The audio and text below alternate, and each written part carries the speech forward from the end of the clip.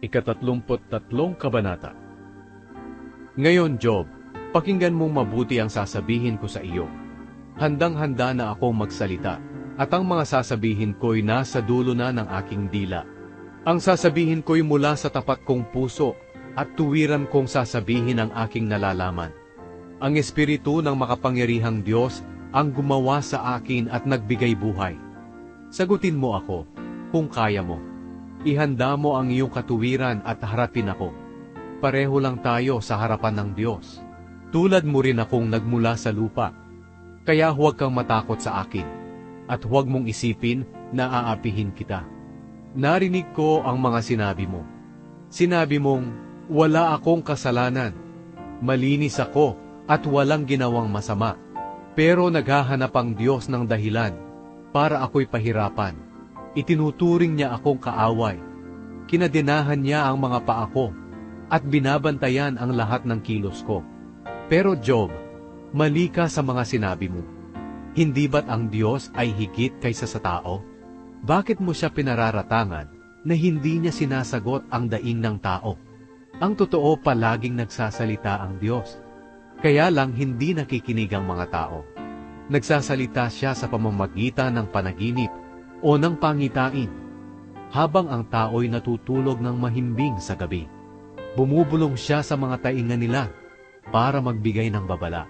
At ito ang nakapagpatakot sa kanila.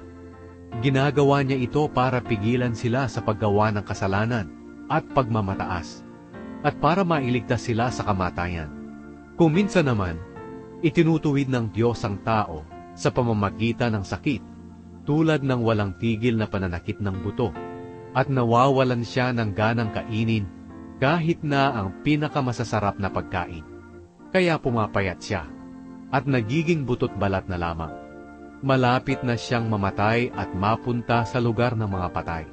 Pero kung may kahit isa man sa 1,000 anghel na mamamagitan sa kanya at sa Diyos, at sasabihing siya ay matuwid, kahahabagan siya ng Diyos.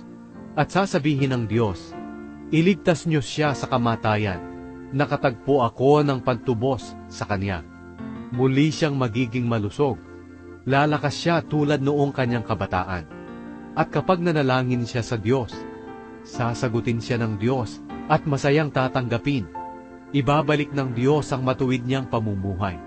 Pagkatapos sasabihin niya sa mga tao, nagkasala ako at gumawa ng hindi tama, pero hindi ko natanggap ang parusang nararapat sa akin. Iniligtas niya ako sa kamatayan at patuloy akong nabubuhay. Oo, lagi itong ginagawa ng Diyos sa tao. Inililigtas niya ang tao sa kamatayan para mabuhay ito. Job, pakinggan mo akong mabuti. Tumahimik ka't hayaan akong magsalita.